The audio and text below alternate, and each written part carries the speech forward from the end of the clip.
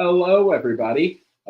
Thank you for joining me tonight. Sorry about the 1 minute delay. That was on me. My computer froze on the side. So it's up and working. Everything is fine. I am very happy that I'm doing this on a Monday because the Jets are horrible, and this gives me something to look forward to. I'm super excited to talk with my guest tonight. And before we get started, I do just want to say by the time this is finished recording and posted tomorrow, it will be my 3-year anniversary. So I want to say happy anniversary in advance to my wife, Laura, who is awesome and carries all of this in many different ways and allows me to do this for fun, amongst other things. So I just want to say thank you and love you. And pivoting from that, we are going to go have some fun. I am bringing her on right now, Katee Stein. Hello. Well, that's pretty cool. I get to be a part of the 3-year anniversary edition of It's that happy news, and I just love doing this after a rough weekend. Like, I had a good weekend otherwise, so I had like a fun wedding. There was some cool stuff going on. I'm not sure. Are you a sports fan at all or anything? Baseball. So like this just shows you I'm committed because I'm coming to chat with you, but the Blue Jays are playing right now. Game 7. It's actually good because I was like, I get way over invested and start yelling at the TV, and so this will I'll just be able to pop in probably right at the end. I got my nice little Blue Jays shout out. I'm a casual baseball fan the same way that I am a Jets fan. I'm a Mets fan, and they have been historically awful since I've been alive. So I feel like the big difference is 160 games is too long to be invested in something horrible, whereas the Jets are just once a week horrible. Right. Yeah. Yeah, you can just limit your exposure. Exactly. It's like the same time period, but it's not being miserable 5 times a week. But, yes, there's a lot of baseball for sure. There's a lot. But now I'll be pulling for the Blue Jays because I'm very casual and I do not want to see the Dodgers win. I don't like a super team. Yeah. They've got their work cut out for them tonight with Seattle, and then we'll see if all my fingers and toes are crossed. We'll see. Fingers crossed with you. The first thing I wanted to ask, because I wasn't 100% sure, I think is a very interesting question. It was a fan question that came in, but your first book, Glass Helix, that actually was published by a small press and ready to go. Look at me. Did my homework. So that was published by a small press, and you decided to go for these 2 books, self-pub. What went into that decision, and what were the kind of challenges with making it, and how do you think it's turned out for you? Let me just talk about the last couple years of my life. So Glass Helix was, of course, I can't remember dates really well. It came out in 2021, I believe, 2022. So, and with Stag Beetle Books, and they were great to work with. So it was I'd been querying for a couple years before that. You're trying to put your manuscript out and get it picked up, get an agent, whatever. And so this was kind of opened the door into the traditional publishing side, and they just basically, it's they take it out of your hands and you just go through the process with their editors, and that was all great. I ran into a few issues, partly because I'm Canadian and I'm working with an American press, and they're a small press, so it's not like they have printers that everywhere. So it was all of a sudden I'm like, oh, it's actually really difficult for me to get books in print up here at a price point that I could sell them easily. So that made in-person marketing really difficult. So that was kind of one of the factors that I ran into right away. And then I had actually been querying Earthbound at the same time as Glass Helix, and I had kind of felt like I'd really put it through its paces. Had some really good, feedback from people and stuff, but it was just, fantasy is a huge genre to be trying to break into with in the traditional market. Mhm. And I thought there was an audience for it. It was like one of those things where you believe in the story, and I'm like, well, indie, like this might be a way for me just to dip my toes into the indie side of things. Like having the door open through Stag Beetle Books and seeing all the steps that went into putting a book out into the world. I kind of went, oh, wait a minute, like that's not out of the realm of what I could do. And so that was the other, like kind of the next sort of piece of the puzzle where I was like, maybe I'll just use Earthbound as a learning experience. So I'll just take the pressure off. I'm just going to take this story that's sitting on the shelf anyway and try to see if it will find an audience. And then kind of the third part of that was just also recognizing that it let me have the kind of creative control and that I was already doing the marketing, like the hard part for me. I'm not naturally like a super charismatic out there marketer, like trying to learn how to do content and stuff like that has really stretched me in terms of social media and learning the backside of all this. But I was doing that anyway for Glass Helix, and I thought, okay, if I'm already doing it anyway, and with a small press, you're likely doing a lot of that heavy lifting of marketing. It was just like a few of those pieces all lined up, and I thought, what the heck? So I had the manuscript written. I had everything kind of, set to go, and it was just a matter of taking the leap. And yeah, it's been like a huge learning process kind of in the last couple of years, but really deeply satisfying to be able to put out something that I feel very proud of. And surprisingly, just because I'm not always an optimist, I was just it's just practice, whatever. And then it was really resonating with readers and finding this sort of readership and people that were excited about it. All of a sudden I was like, oh yeah, okay. I knew I loved this book and I knew I loved this story, but to have other people kind of echo that back all of a sudden was just invigorating and really life-giving. And it spurred me on. It was always going to be a duology, but they honestly, the readers from Earthbound have carried me through getting Skysworn out into the world for sure. That's very cool to hear, because I think you do great with the social media stuff. Even today when I got tagged in a reel, I was like, you could tag someone in a reel? I'm horrible with it. So I think you did a really good job along the way. You put out it's very fun to watch. So I'm sure that was a learning curve and maybe not something you were expecting to do going into it, but I think you did a very good job of it. So kudos to that. Yeah, thank you. I think that's part of it too, right? It's maybe not, it's the not expecting, my sister's an actress. She's, does theater and has always been the one that you put in front of the camera and on the stage. So that's never been where I'm like, I'll you go do that. I'll just sit and write books. That sounds great. And then you're like, oh, wait a minute. There's more. There's a flip side to this whole book writing thing. But I think what always kind of,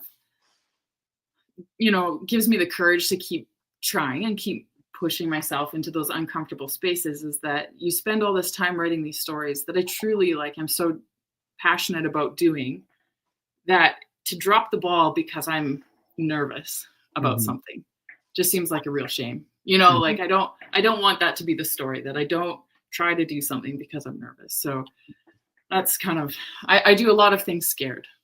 That's kind of at least you do them, though. That's very inspirational and cool, especially because I think it seems to be working out pretty well. I got recommended this book a while ago, Earthbound, that is, when I was with the blog SFFI, and you have legions of fans in that chat.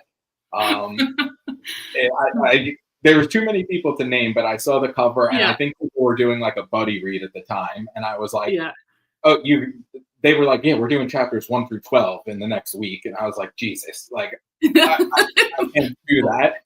But as I was reading it, I see why, because Yeah. this was one where I didn't stop reading. I had it on the Kindle and I was up just clicking and clicking and watching TV. You know, I was sitting with my wife, she's watching TV, and I'm just not blinking. And then, you know, Yeah. being like, what happened? Um, this Yeah. was a very good book. So before I even dive into Skysworn, can you just give a little bit of background on Earthbound? I'm popping up the cover. I'm sure it's right in front of you as well. Yeah, I can see that. That's awesome. Yeah, so, okay, basic premise. I kind of pitched this book as Way of Kings meets Dune. So, like, the magic system is based around oaths and the promises you make. And if you make certain promises and follow certain rules, you can be gifted with supernatural power to protect those around you. And the world kind of premise is it's a second world. So not Earth, somewhere else. And there's these creatures that can liquefy Earth, and they move through the ground. And so everything is unstable. So that was really like, yeah, that's kind of like the seed of the whole world, is this unstable, unpredictable ground that people are living on. And it's forming kind of everything about their society, really, in a lot of ways. And then it's following, you know, we kind of right off the bat meet a fellow that had these powers and doesn't any longer. And so you're kind of wondering why he doesn't and where that goes. And that kind of leads from there into the whole story. Yeah, and that's a very good description of it, because I had the Dune right off the bat when you first see the Earthbound in the very beginning, which, by the way, awesome move putting that right in the beginning, because you're instantly hooked in. Like, as soon as that happened, I'm a big fan of like the fast starts and everything like that. So it didn't get faster than this, because instantly it's like, what's happening? Why? You instantly want to keep going. Great move on that part. Thank you. But I guess the next thing I was very curious about, because like you said, it's all different oaths that you swear, and you know, the different ones that, you know, the different words you say will give you powers, and it really kind of locks into something. So I wanted to ask, what made you decide to have oaths be so integral to the story? Because especially in this day and age, you see a lot of stories where it's oath breakers and all this stuff. And nothing really happens. It's just like, you broke your oath, and you're like, yeah, and that's it. So it was like really refreshing to see that type of promise mean something again. Yeah. Oh, interesting. Yeah, that's cool. I think it's, so the whole inspiration, I think it's funny because I actually I didn't read Sanderson until after I, like, for the first time, and until after I'd actually drafted Earthbound. And then I was like, oh crap, he's already done all these promises. I was like, Sanderson's already done it. What am I going to do? But I just leaned into it, and I thought, oh, that just means good marketing for me, because people that like that sort of, you know, that there's a promise that means something. But the original idea actually came from, for the magic system, came from the story of Samson, like the old Bible story that you kind of get in Sunday school or whatever. And I don't know what brought it up, but it was kind of this idea that when I went back to do the research on his story, he was part of this order, and they legitimately, like, he had to follow certain rules and do certain things. And his power was linked to that exclusively. Like, it was not about his morality at all. And I thought that was just a really intriguing idea, because it's so vulnerable. Like, there's, you know, you got superpowers, but if you do the wrong thing, it's gone. But as long, like, it sounds fairly easy, like, just don't do these things and you'll be fine. But I think we're, you know, flawed humans and put in sticky situations in this particular story where it's like you have, you know, a few places to turn. So I just thought it was made it for a really intriguing sort of premise for a magic system. And then I grew up with parents that, like, drilled into my head that's like, our actions have consequences. And so I don't know, I just thought, I'm like, oh, this is a really interesting way to, like, play out how our actions have consequences, whether our intentions are good or bad, or, like sometimes it doesn't matter, but there are consequences no matter what we turn and choose. And that was always like kind of the lesson was like, for good or bad, our choices have consequence, like in our life. And so, I was just playing around with a lot of those sort of ideas more than any set sort of path on it, but I just wanted to see with all of that sand in the sandbox what I could do. So, and it all came together really nicely. I'm saying nicely, super big because I'm going to get more into it. That's the most basic word of all time. Yeah, it's good. It's good. But I thought the way that the characters were done was really the high point of this book, and what took all of the things that went into it, the religious order that they're a part of, the sky itself, the magic store, everything like that really just relied on the characters, which I think is the strongest part of it. I wanted to ask, do you, because this was very different for me, because I went in with no backstory or anything like that, and I was expecting a straight up, epic fantasy story, but there were some great sci-fi elements to that. There's the romantic subplot to it. How would you categorize this story? It's a hard. It's a hard one. Sister-in-law the other day, and I was like, "Well, it's like fantasy, sci-fi, romance, action." I was like, seriously, and I think this might have been. I like not to put words in people's mouths, but this might have been part of the issue with trying to find a traditional publisher for it. Is that it's like. Sometimes it's about how marketable it is. And I think this is a fantastic story, personally, but I think sometimes it's about whether it can sell because we can tell people exactly what to find. And so I do think that's been a bit of a tricky wicket for me. So I do say that it's a science fantasy, which actually is kind of, I'm finding is maybe my sweet spot. Like Glass Helix is marketed as a sci-fi dystopian romance, but it is also probably arguably a science fantasy story. And all I can really, and then with this romantic subplot that also like, I can't really categorize it as romantasy. They're not spicy stories. They're not stereotypical, happy ever after. So it's not going to fit a formula that matches that genre. But I feel like there's a lot of crossover appeal. So I've been like trying to test different sort of things and like how I pitch it so that to encompass it. It's something I'm still working on really like, anyway. So,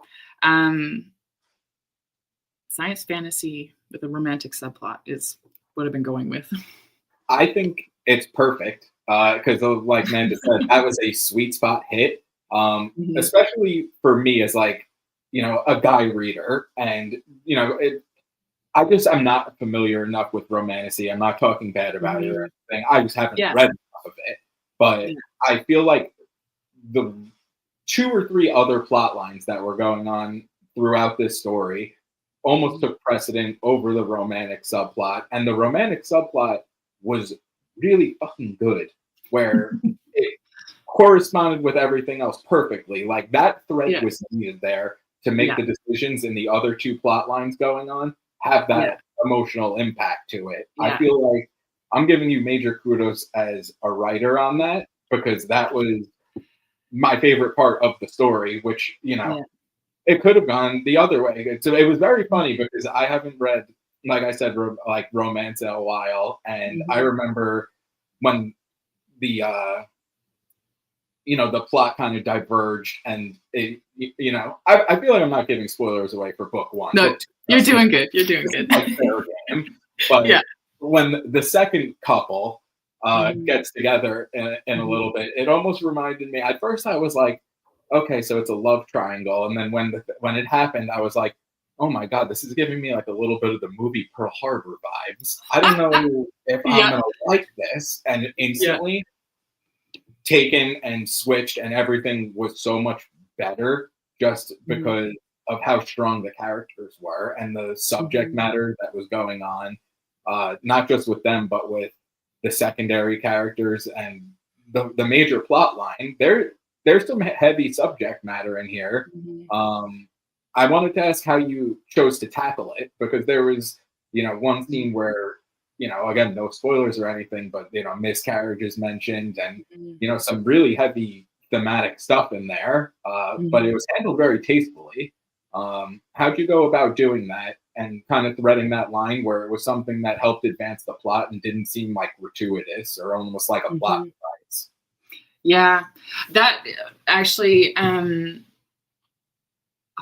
think that many drafts is the easy answer. Like there was just like there's always the kind of like idea, but I think sometimes you push and you go a little too far, and then you kind of like you pull back a bit. And I think particularly with that part of the scene is that I didn't want it to be a plot device. Obviously, like it's too impactful for too many people.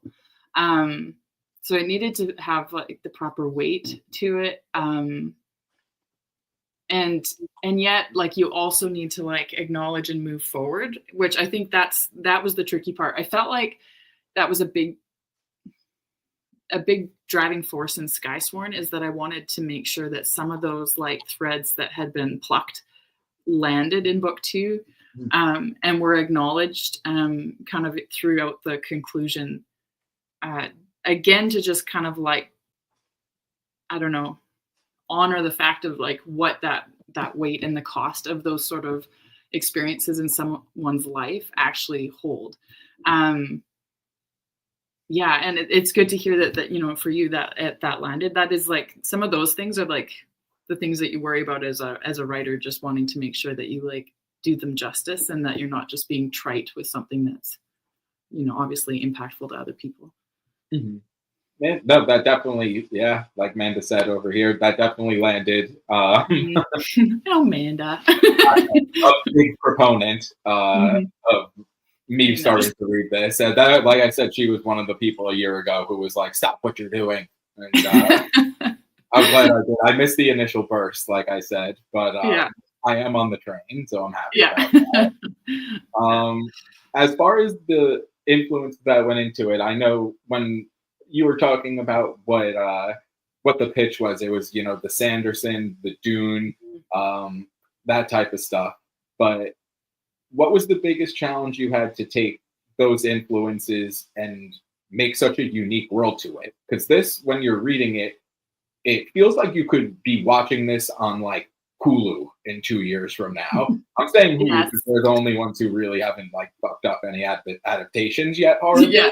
Yeah. So I'm gonna give you Hulu. Okay, perfect.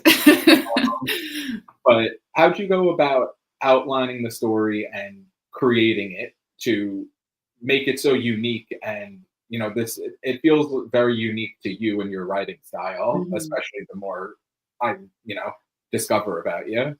Mhm. Yeah, it's interesting. I think, I think my product, like my writing is a product of all the things I've always loved. And so like to me, what's cool, like I'm a stupid Star Wars fan, like so just which I'm a big Timothy Zahn fan and huge influences there, and then obviously, later coming to Brandon Sanderson and like I'm a chronic rereader. I'm more than like um somebody that reads really, really widely. So I end up like, with Star Wars, like I just went down a rabbit hole and lived in lived in a galaxy far, far away for years, like and read all these different stories within this universe. Um, I think what that does has given me my own mind is just this sense of like that anything's possible. And what I really enjoyed about writing Earthbound was that I just kind of like I don't know, took the shackles off a little bit. I was just like, what? I just play what if, in my brain. That's kind of like where story ideas come from. So I think you can sense the flavors of like the things that I love in the tone of the book, in the colors of the book. But the premises generally are just like the premise for Earthbound literally came from me driving to work, and there was like a misty farmer's field. We lived in an agricultural area, and there was this big like kind of like a tipped over tree with a torn up root Hmm. in the middle of the field, but it was foggy, so you couldn't see anything. You just kept this big root. Like, man, that would be like really terrifying if you could just have like monsters come out while you're working in the field, like, and then literally like the rest of the drive to work, I was like, well, how would you deal with that? Like, how would you actually still farm? Because you're still going to need food, like that's just where the story began for me in terms of like the world. And kind of same happened with Glass Helix and other stories that I've created where it's just, I'm playing what if. And I feel like, yeah, you play what if and then you try to make it cool. That's so awesome. That's very cool. Yeah. That's what I love to hear. What inspires the stories, and just seeing like a root, like I'm sure gigantic hole is underneath the mist, but it's very cool that something like on a drive to work all of a sudden is like such a passion, and becomes such a huge part of your life, and all those years along the way, and it's just like, what if that tree didn't fall? It's like kind of crazy. What if? Yeah, more what if. Now we've got a whole nother story. A comment coming in from Chris saying there's some great Star Wars Legacy novels. Have you read any of those? Not Legacy, I don't think, unless they've changed things with what's canon now and what's Legacy. I went down a lot of like all of Zahn's old books. If they're considered Legacy now, Chris, you can let me know. But love them. And yeah, forever those will be like the peak. And it's actually interesting because if you have read those books, then I would say that Darius has some of like those flavors and colors of Thrawn. Like that was definitely in like in the mix of like as you're making a new character, pulling from like my absolute favorite sort of Star Wars character of all time. So nice, interesting, because he shows up in book 2, especially as a new POV, which I'm going to jump into. Wow, he's reprehensible. It was a lot of fun to read. I'm going to put a pin in that and then go back to that in a little bit because I'm going to talk about Skysworn also. As far as sorry, I think my phone just hijacked my earbuds here. Testing. There we go. Sorry. Okay. I should have put on AirPlay, but it just hijacked on me here. There we go. AirPlay. So this is a good comment here, which kind of goes with what I say. Favorite villain of the year so far, which I kind of agree. It's again, I'm going to jump back into it in a little bit, but I did just want to see also, because we're talking Star Wars, are you a Star Wars show guy person? Mixed. Some of them wholeheartedly. I really enjoyed The Mandalorian. Boba Fett, I was like really disappointed with some of the plot points, but enjoyed some of the episodes. I think they did Cad Bane kind of dirty in that series.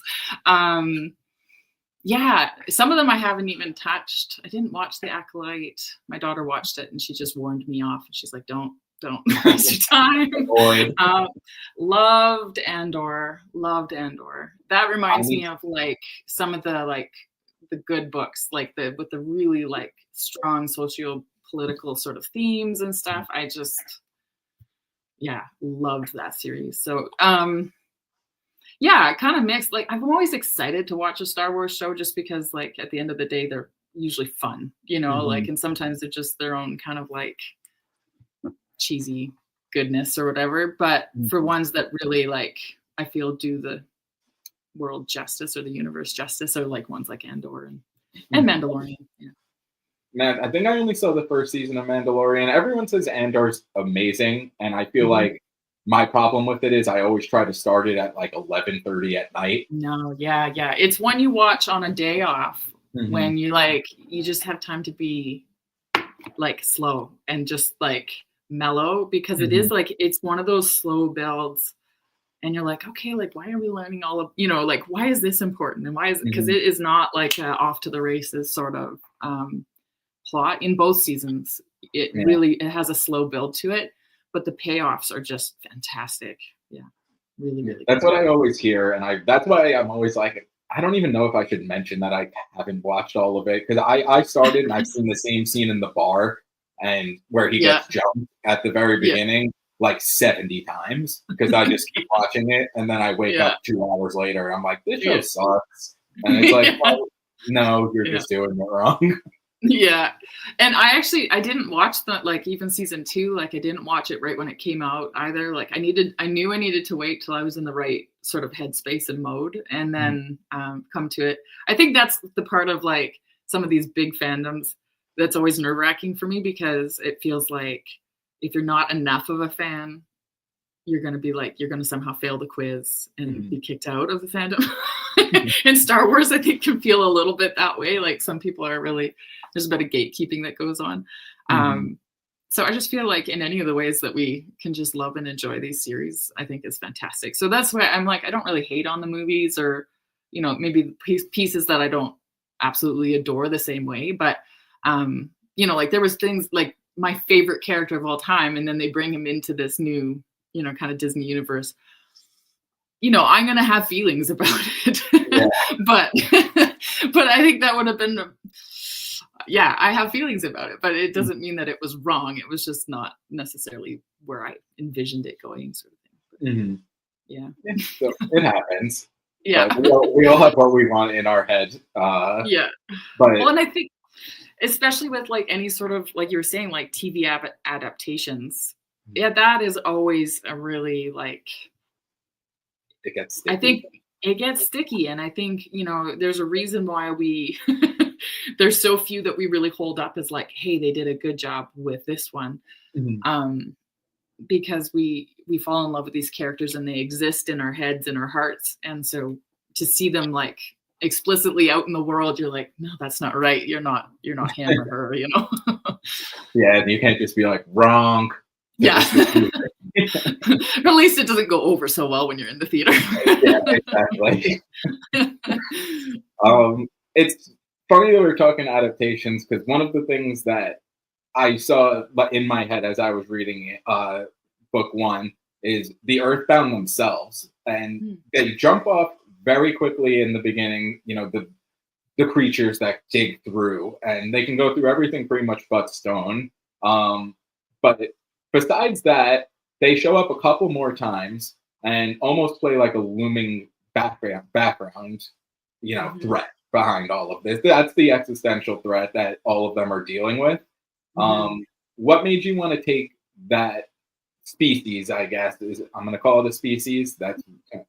We'll go with that. That threat, that species, and have them be not the main one, because there's a lot of other groups kind of vying for power in this world, and they almost drop to the background. Like when they pop up occasionally, you're like, oh, I forgot about those things. Do you think that's just because that's a really unique, fun monster, but dealing with the human and personal aspects is a lot more interesting and fun to deal with as an author? Yeah, maybe a little bit. I think, you know, part of it with monsters, like obviously they're a big part of why they're there is because I think they're cool, you know, like, so that was definitely part of it. They're a danger. They're an ongoing threat kind of like in this world. I think it was just interesting because sometimes the more dangerous things are us, you know? And so it was like, yes, like we have these natural things in our world that can hurt us or harm us or destroy things or whatever. But it's usually, you know, we have to be more aware and worried about our neighbor. or actually not even our neighbor, I should say, probably the powers that be, you know, like in this particular scenario, you know, so, but just, sometimes it's other people that are more dangerous. So, and whether that was like intentional or just kind of grew, like I am a discovery writer, so it often is just, you know, it's kind of how it flows and stuff like that. But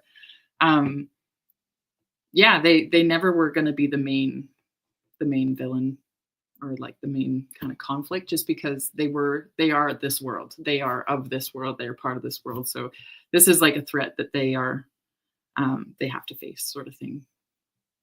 Yeah, and the world that they're dealing with, you know, the oath that they swear to the sky, they the two main people that we're seeing in the story, Knox and I always pronounce his name wrong in my head. How do I pronounce it?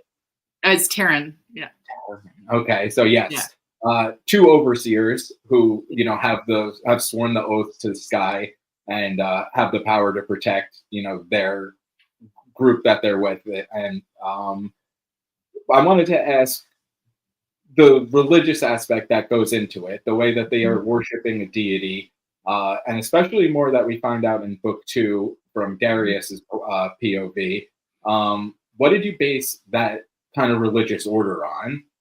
Because we start to see a lot more shadowy stuff going on behind the scenes, which was great. Like when that curtain gets peeled back and his first POV shows up, crazy. Yeah. I don't think I wasn't modeling it after anything specific. I was trying to make it true to the world, and to the magic system. So I was, there was a lot of just like, again, going, okay, if this is where we get power, then, what are we going to believe about it? What are we putting our faith in? What are we trusting? What would be the, conflicting thoughts, like even as like trying to like play, like say somebody like Darius and his perspectives of the sky and the power that they hold, and all of that, compared to somebody like Knox, who's more of like a believer, somebody that's a little bit more cynical, maybe with like Taryn.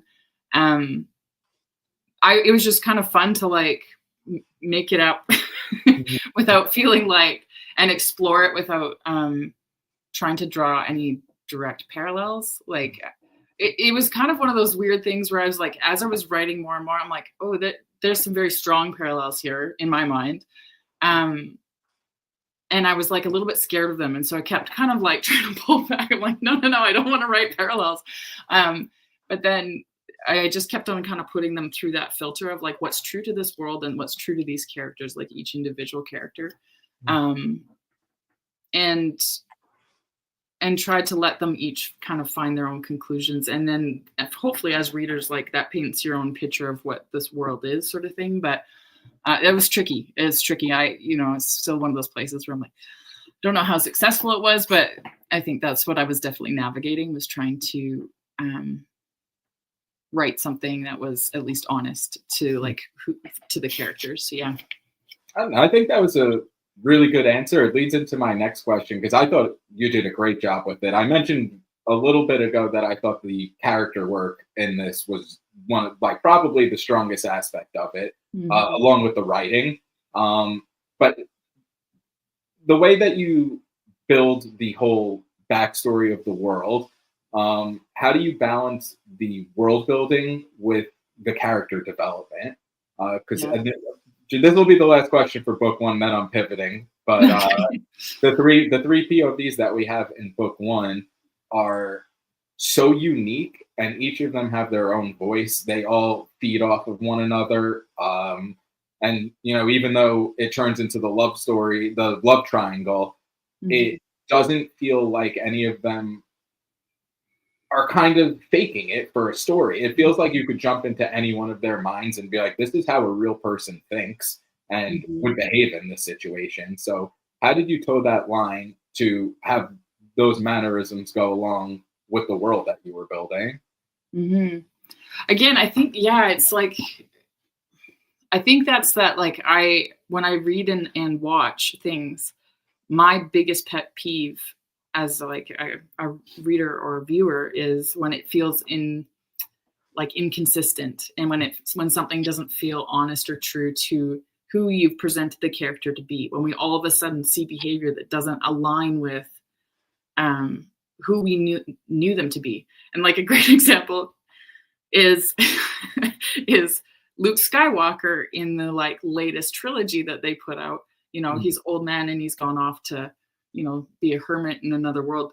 I didn't feel like it was true to who we knew Luke to be. And there's a really good argument to be made that here's the trauma and this is why. But I never really felt like it was convincing enough, right? So then it's just like asking us to suspend our disbelief for this choice, and especially when it's a pivotal choice, like we see in Earthbound, to me, it's really important that the characters, we know why they're there. So I think a lot of that, again, was many, many drafts and a lot of refining. You know, I like my process is, I do draft a lot. So I draft, you know, a really rough copy and my first reader reads it. And so I get feedback and we talk through it and they're like, oh, actually, you know, when I read this, it came off more this way. Okay. You know, so then I have that outside perspective that can be really helpful in going, okay, that's not what I was intending, you know, for you to think or feel there. So then that helps me kind of like know how to readjust. And so beta readers are like an absolute critical part of my process, particularly, you know, in this season of indie, you know, where I don't have thousands of dollars to be paying editors over and over and over and over again, you know? So it's just like, for me, being able to really work through and find what's true for each character in conjunction with my readers has been, you know, like just a vital part of like how everything comes together. And I think, you know, I write what I want to read, and I love character-driven work with interesting worlds. And I think, you know, why I love Sanderson's Way of Kings isn't, I mean, some of the cool stuff is cool and I like it, but what has like connected me to that story is the character work, right? Like, and how invested we become in some of those characters and how they grow and change and move. Like, that's what gets me in those stories. I mean, the like all the different magic and all the different stuff that he has is amazing, but that's icing on the cake to me. I'm very much like a character driven person. So I feel like often my world is filled in as I go. Like when people are like, Kate, there's a hole here. And I'm like, oh yeah. You know, sometimes I forget the scene, you know, and they're like, where are they standing? Oh, right. Yeah. You know, because I can get a little too narrow. So I feel like in drafting that helps me flesh out everything else. And then, you know, often you discover something about the world that then does impact the characters, which is even cooler. You get that interplay happening and stuff. Yeah, I feel like that's why I love this story so much, is because, like you said, you're very character driven, and that definitely came across in this. I feel like that it's not an acquired taste, but I feel like, you know, years ago it used to be all plot, like where if you were just if the person's name was character A, I'd be like, I don't care, whatever. And now it's just like you want to get into like the nuances of that person's head. Like anyone could write like a cool action scene or something like that, and it'd just be like that surface level. And I feel like you did an amazing job of having that, because this was a fun read along the way, along with handling the, you know, heavy themes that we talked about earlier, and then amazing character work to let all of us jump into their heads and live this along with them. I feel like that was like a trident, a good story, and you kind of nailed every aspect of it.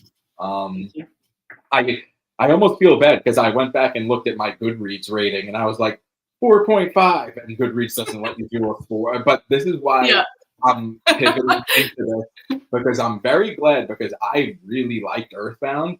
And Skysworn was fucking awesome. Like, I feel like you know, I'm showing the cover now because this is what we're gonna start talking about. And I feel like this was even a step up, and that's why I feel bad sometimes, because I look and it's like, for some reason, Goodreads in the year 2025 doesn't let you do half stars, which is bad. But so I had to like mention it, but couldn't give it. And this is a perfect example of why I'm glad I did it, because Skysworn is a 5-star smoker. Oh no. I dropped you. Sorry about that. I don't know why it switched locations, but I'm getting rid of the color. So what I wanted to start with, how come you decided to make this just a duology? Because I know that me and anyone else who's going to be reading this is going to be like, let's go. Like I'm in. Was this always something you thought from the end? Yeah, this is like, I had toyed with it at one point because I had originally planned to duology. And then as I was drafting, I felt like kind of that, oh shit moment where you're like, is this actually 2 books? I was kind of having an existential crisis while drafting and going, oh, do I make it into 3? But at the end of the day, I just thought, you know what, it's going to be a little chunkier, but I didn't feel like it justified the full 3 for this particular arc of the story. And, but I'm not done with the world. So I felt like it would be important to like cap it. It felt, at this stage of where I'm writing, I want my work to be accessible, that you don't have to commit to a 10-book series, that you can kind of jump in at different points. So that was a little bit of like, kind of like, partly this is what this serves this part of the story. Partly a little bit strategic, just because, I'm still at the building stage. And so I have more stories to write and different worlds that I want to explore. And I don't want it all into just one series right now. I want to be able to come back to it. I am excited with some of the ideas that I have percolating for the next kind of season of this world. I think there's a lot more to explore. I think you're right. But I'm hoping to find a way that I can do that, where if that's where you start, that's okay. Like, so that you can jump in at different points is kind of my thought, It's a good thought. This is very accessible. Mm-hmm. And I can't stress enough, I'm sure, not annoying, but Mm-hmm. because as invested as me and especially other readers who are diehards, like I loved it. You have fanatics.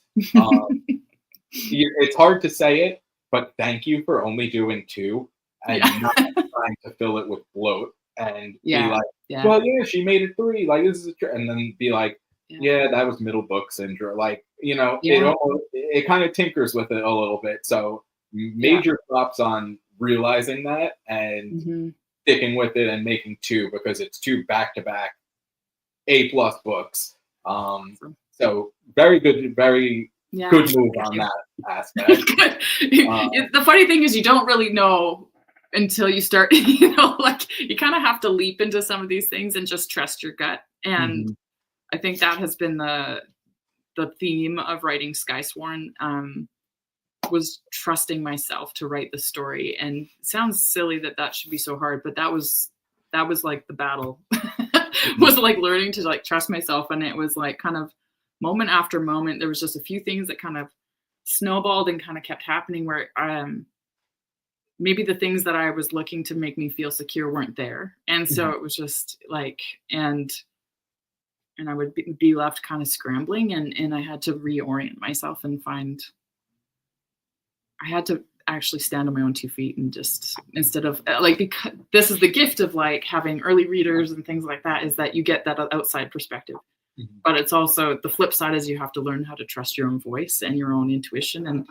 And that was the hard part with this one for sure. So it's it's super, super good to hear that it landed for you. Yeah. Yeah. And I thought, that's very cool to hear that was something that you had to like kind of look into yourself and know to trust. Because there were some, again, I'm doing no spoilers on this one because this is freshly new. But I will keep it super vague. But there were a couple of characters who were together, and not relationship wise, but physically together, and throughout most of book 1, and they're separate in this. All 3, well, now there's 4 POVs, but the 3 characters from book 1 are all in different locations, which I thought was a very interesting way to handle, especially a book 2, because you don't get to rely on their relationships together from book 1 as kind of like them, like, oh, that's so you, like that kind of thing going on. What made you want to break up all of the people and have them exploring different things? Yeah, I think that was really like, it was that kind of, I knew that, I'm trying to find the words to not spoil anything. It's hard. Okay, what am I trying to say? I'm trying to say that I wanted to make sure that each character was able to walk the road that they needed to walk. And when I realized that those 2 characters that had been journeying together wouldn't be able to really satisfactorily like get into what they needed to get to together, I think it would have been too pat, like too easy. It would have been, I feel like it would have been cringy because nothing would have been earned. And so I was just like, okay, they need to like they need to deal. So I knew in my head as I was like starting to like, draft, I'm like, okay, like I don't know how this is going to happen. And the evolution of how they part ways, that got rewritten a few different times, a few different ways, and a lot of different dialogue as it was like trying to like suss out what's the heart of what's really driving them, and each individual their own path. And yeah, but it really was, it came down to the fact that I didn't want any of the POV characters to be a tag along. Like, to me, it's like if they're a POV, they need to have some autonomy. They need to have some, like purpose, arc, that we need to like, I didn't want them to just be filler. So they weren't there to like serve, anybody else's story kind of but their own sort of thing. So I wanted to honor their characters enough to give them room to like grow and do what they needed to do. So and yeah, along the way they definitely get to do that. Again, I'm pivoting because I'm not spoiling anything. I feel like they'll kill me. Can I ask, just which of the characters is your favorite to get into the head of, because they're all so unique and so different? But who's your favorite to dive in and handle?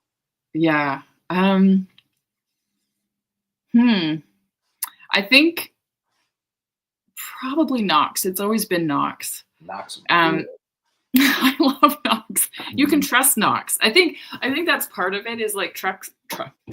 Nox is a very trustworthy like narrator. You know what I mean? Like what he's thinking is also often what he's saying, so that makes him easy to write because he's very sure of himself and he asserts himself. I don't know, like I in my own, kind of mind, he's just so clear. And so if I'm writing a scenario and I plop Nox into it, then I just let Nox do his Nox things, and it's just like, oh, okay, well, this will just roll off. And Terran's much the same, but Amelia and Darius were a lot trickier because what they say and what they think often don't line up. And so then I think those are the kind of like, you're really having to, it takes a lot of going back and like really refining dialogue and those inner thoughts so that each thing is what I want the reader to be able to follow, even though they're kind of conflicted in their own mind. Yeah, Nox is, I think, the MVP of both books. He's the best. It's very cool also to hear that Amelia and Darius are kind of trickier to deal with and handle, because those two, like I said, Darius is, I think, a new POV for book 2, and Amelia, and those two actually, funnily enough, are playing off each other for a majority of the book. So it's very cool to hear that, the two that not gave you trouble, but are trickier, as opposed to a very straightforward. I stuck them in a room together. Yeah. I put them in timeout. I was like, here you go. But Darius was such a good POV addition, not just because of what he's doing, as an elder who is the step above overseers and everything. He's one of the leaders of like the kind of, I guess, the inner sanctum of all of them. But he has a personal relationship with all of the other characters going back to childhood. So what made you want to include him and give that whole, the backstory? It was so interesting to read his backstory and why they became overseers and what his journey was along with it and how that influenced what he's currently doing. Because he was great. Yeah. Originally I thought, just thinking about where the story needed to go and knowing that we were going to need insight into the order, into the how things work. I kind of was like, okay, I think I need this POV, but I didn't have like a really strong sense of how I was going to demonstrate some of, what I mean, like who, like Darius's role in the story. I knew some of those backstory things, but I didn't really recognize how pivotal they would be to his character until I really got writing. And so, he was like one of those ones that was like super interesting to get into. And then some days I worried about myself a bit. Where I was just like, but in retrospect, it's funny because I worried about myself. I was like, ooh, okay. Are you okay there, Kate? Let's have a little check-in, sort of moment. Because some of that stuff is actually pretty hard to write, when you're writing things like that. But then I've been reading Jay Kristoff's books, and I'm like, I'm not worried about me anymore. I'm a little worried about him, but I'm not so worried about me. Yeah, I feel like after writing a couple of those books that you need a wellness check. Oh, seriously. Yeah, there's a moment I'm just like, oh snap. Yep, okay. And actually, have you read any of Andy Peliquin? He's I read his first book in his series. Yeah. I've only started the second one, but he's another guy that I was like, you make me feel better. Thank you. It's funny though.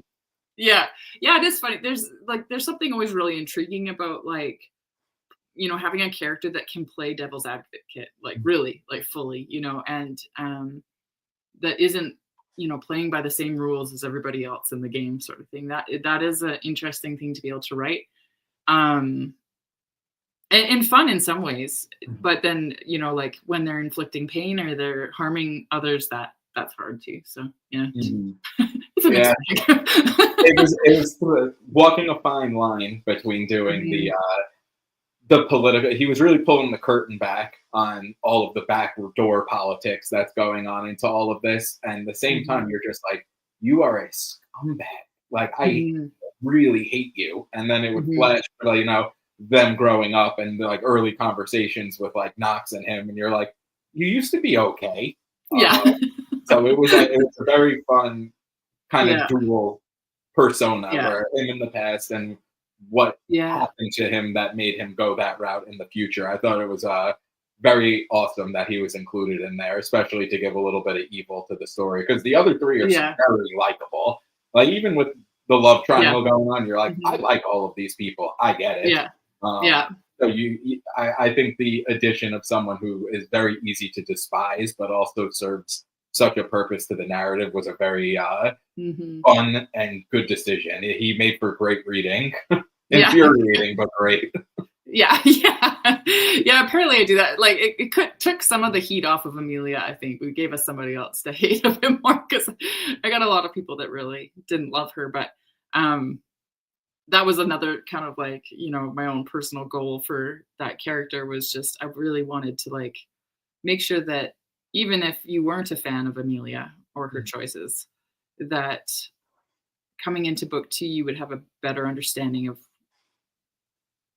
maybe just of who she was and where she was going, and which I think we see a bit in Earthbound, but just kind of bringing it to that next level sort of thing where it's like you can begrudgingly go, okay, exactly.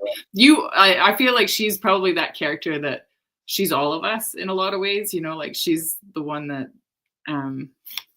isn't picking all the right doors and checking the right boxes, and so then we're like, oh, we're all mad at her, but it's more like that's probably all of us. Like I want to be Nox.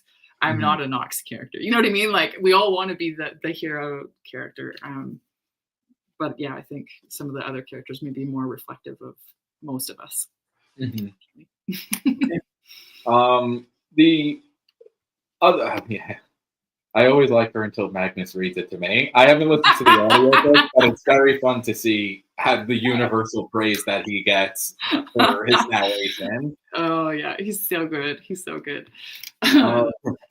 was funny. One of the other things that I was mentioning was how good the writing itself was that really kind of drove the story home. I like asking this question because I am a non-creative person. Whether it's like writing, art, I fuck up stick figures. I can't do anything.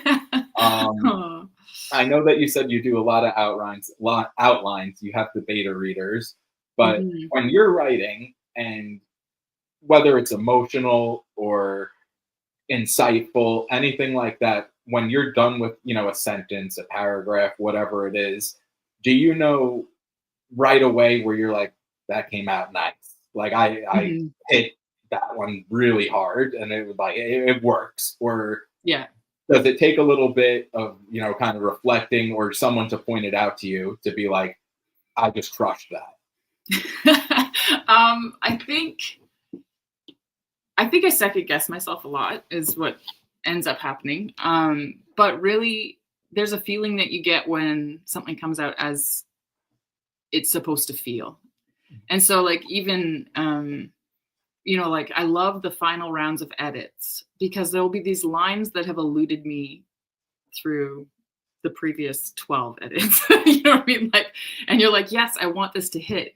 And it's just not like, it's close. I'm saying the right things, but I'm not saying it the right way yet. And then you find the words, and I can't say the line, but there's a line that was very late addition to Skysworn. And just about every ARC review that has been sent to me has that line quoted in it. Mm-hmm. And it was one of those ones where I'm like, yes, like, yes, I knew it. Sometimes I don't, like, I'm surprised by, different lines that stick out to people and stuff like that. But I do think that you get a feel for like, okay, it just feels right. It's like, and I still cringe at the ones that never quite made it, like, that's like, I love listening to the audio. I love hearing how Magnus, he doesn't just read, he puts a lot of emotion in, like it doesn't have sound effects and everything like that, but he is a voice actor and is fantastic. And so hearing how he interprets a line is always super exciting. But the flip side of it is that I have to hear every line that I wrote, and inevitably you're like, oh, like you pick it apart. But I think for the most part, like when you do find those like lines that just sing, that's part of the magic, and that makes you want to keep going for sure. Yeah, that's awesome. I love hearing that. That always popped into my head because I was a big music guy along with a reader, and it makes you wonder, like, I'm a big jam band fan, like Grateful Dead, that type of stuff. And when they would hit like certain pockets and play, like, I always wondered if they just like walked off stage and were like, fuck yeah, yes. Yeah. Or if it's like, oh, we kind of did okay that night. So I like asking you guys, like authors, that to see if you feel it like as soon as it comes out. Like, I feel like some of the lines that you put on there, I would hit the period and just be like, done. Right, we're good. I think for me, it's like, it is funny because I can't remember who. Anyway, an author had posted this the other day about how like they started, like you start off really confident. Oh, I was talking about this with Manda. There's a special name for it if she's still here. And it's this phenomenon like that in our ignorance, we're like overconfident. But because we're like, that gives us the impetus to really start creating or doing whatever we're doing. And then we kind of fall down into this slump of like knowing that we don't know anything, which is a really hard place to be. And then you like slowly climb up, and it's like this road to mastery. But even when you like have mastered your craft, you still are aware that there's more to learn. And so you never actually really like reach that place of like ignorant confidence again. I kind of love that because it's like, there's parts of it, but and it does make sense. I feel like even just like my own ability to just leap into some of these things was definitely out of like, it has to be that ignorant confidence where I'm like, here we go,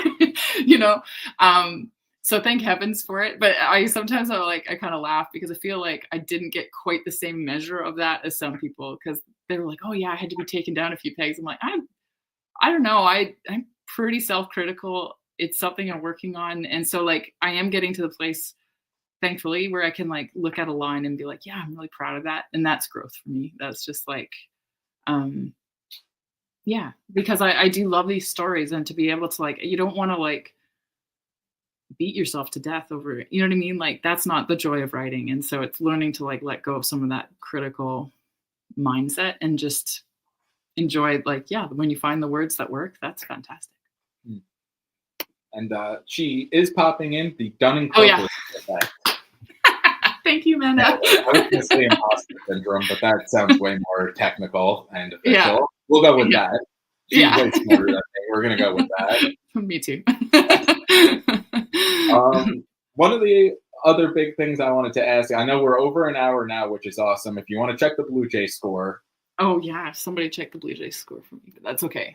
I'll let you do that. I understand the importance. Yeah, yeah. It actually kind of worked out to what I was about to ask. But Hmm. what other hobbies and things like that do you enjoy? I know you mentioned that you were a mom. How do Hmm. you go not out of your way, but how do you make sure to kind of keep yourself focused on what you need to do Hmm. in your author career, along with all of the many challenges and everything that comes with being a mom? Yeah, and life. Yeah, I think that balance and trying to find a balance is always it's a moving target for sure. Like, I started writing. It wasn't full time. I was working. But like, I don't know what would be the word, like kind of writing with purpose. Like, I'm going to finish this book and publish it, sort of writing 7 years ago or so. And so, like my kids were obviously a lot younger then. And writing was like this thing that I had to squeeze into the corners of a day. And so it was, I'd get up really early because I found if I was writing in the evening, my kids were like, Mom, why are you never hanging out with us in the evening? So it was like with each season of our like family, it was finding a new place to tuck writing into. And then I got quite sick in 2020, and that has been like become an ongoing chronic sort of thing. And so um, that also changed, like my rhythm and my ability and my capacity. And so, it's I deal with chronic pain and stuff. And so it's like when that starts flaring up, it can derail everything, Mhm. So it's um I've learned that it's really important for me to have some form of consistency. And so whether that's like I need to visit my writing often. But I also learned that for me, it can't be a rigid structure, like it can't be, oh, you have to write 2,000 words a day, or you have to write for 5 hours a day, or you have to even write every day, like I need the flexibility of like, I'm going to, approach it and see what I can do today and in the spaces that I have to do it. Like, so it really it's trying to like hold a structure very loosely. I'm a jello. Be jello. Like have some wiggle room, but also stand up. Like hold together or something. I don't know. It's a really poor analogy, but like it's just there is a bit of give and take with it. And now my kids, my oldest is graduated, my youngest is graduating this year. Mm. So I'm, kind of staring down the barrel of like a whole new sort of home life, family life, So this year is, yeah, crazy busy. And next year probably won't be the same way. So, as they kind of head out the door and do their things. So um, I'm anticipating, I'm hoping for more writing time, but we'll see how it goes. And speaking of that, do you have anything else in the works, or is this still just fresh off an awesome release? Now the ideas are just percolating, and you're going to see what comes next. A bit of both. I do have something in the works. Whether or not it will work, well, we're waiting to see. So, and then I have a project that's been sitting on the back burner. Actually, I just looked over and there's all the post-it notes with my ideas on it. So, um, it's kind of like a sci-fi Blade Runner vibe, sort of. I'm sure there is some sort of weird fantasy. I think I can't get into all of it, but yeah. So I think there is. My gut feeling is that would be next, just because it's been waiting on the back burner for a while and it feels timely and so. But I never know. I think I'm one of those people that it's just like, okay, when that idea really takes hold and I get going, it's not until that point that I know that that's the project that I'm going to be doing. So Yeah. Off to the races once it hits. yeah, exactly. Awesome. I'm looking forward to everything coming out next. I have to go back and read your first book actually, but I Yeah. am forever grateful for Amanda and the rest of the Aw. people in that chat, not demanding, but forcefully suggesting this, I will say, that I jumped into it. So, I need to like somehow royalty share with those guys because they've like single-handedly helped me find so many new readers. It's just like, and it's communities like that, right? Like it's readers and bookstagrammers and I haven't cracked the code on like algorithmic sales or advertisements or anything like that, but when you talk about like, okay, well, what do you have to bring to marketing a book? I'm like, well, I just like chatting and talking with people. I have the book and I like people. And so like, maybe we can talk about the book, like that sort of thing. So it's maybe not the like most explosive way to get a book out there, but it's, people like Manda and you and these communities that then talk about it. Like, I never want people to undervalue what their excitement means to an author, first of all, and the power that it has. Like, yeah, I'm always so blessed and thankful for like people that continue to talk about books and share about books and talk about my books and share about my books, because it's just like we're little players in a big pond here, sort of thing. And when people love your story and are talking about it and sharing about it, that's like that's the lion's share of the work is helping another reader find it. That's so cool. It really, like, that's such a gift. And I'm glad, like, hopefully one day I'll figure out some of those other pieces too. I'm still learning and growing, but I do love that you can like just use community and be a part of community, and that can be a way that indies can connect with a whole audience, just by connecting with reader after reader after reader on an individual personal level in a real way. That's super cool. Yeah, it's awesome. And I really appreciate you joining me tonight. I know I asked, we first started talking in maybe like June when I was like first starting, and I was like, when's book 2 coming? I got the October nod and didn't say anything. I didn't know if that was widely known, but I kept that in my back pocket. And as soon as I saw your first social post, like coming in October, I was like, you want to be on this, right? Yes. Like, I was like, great. So no, that was so good. But yeah, the same way that you feel about readers, I feel about you wanting to be on this. I think this is a really cool way to like get the word out there as well. And it's like we talked about before. I feel like there's much more of a connection to be made from reader to author, whoever to you as the author, and it goes with all creative people on the other end.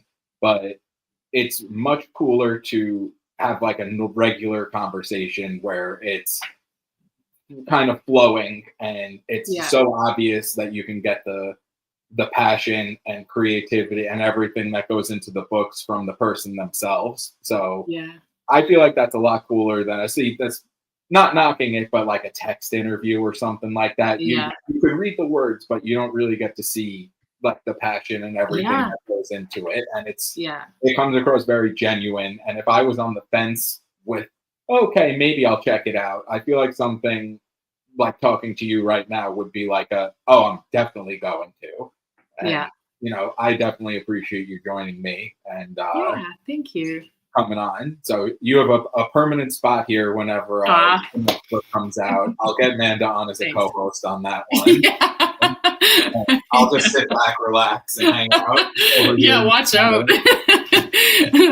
Oh my goodness. Yeah, Amanda and I have some good fun conversations. So. we have a quick update. 3-1 Mariners in the 7th. I know, and we were doing so well. That's. I know. They need your help. So I'm going to bite the bullet, and I'll let you go for the night. But again, like I said, it's very easy for me to talk and be genuine when I don't have to hide feelings or anything. Everything I said, I definitely meant, and I can't recommend it enough, and I will keep doing the recommending and Yeah. I stumbled over that word big time, but it's late here. Yeah, it is really late there. I saw that you're starting at 9 or something, weren't you? So we're already yeah, I'm we're well sleepy. past bedtime here. Yeah. I need to go fall asleep for Andor. It's past my Yes. bedtime. Yeah, that's right. You got to see that opening scene just one more time. Exactly. But yes, I will definitely let you go. And again, thank you very much for being on, and I appreciate it very much. Everyone in the chat, especially Amanda, along the way. But thank you, everyone, and I'm hoping for a Blue Jays pull tonight. So Yeah. fingers crossed. All the But fingers yes, crossed. Yeah. have a good rest of Okay, your night, thanks. and I appreciate it very much. Yeah, thanks so much, Pete.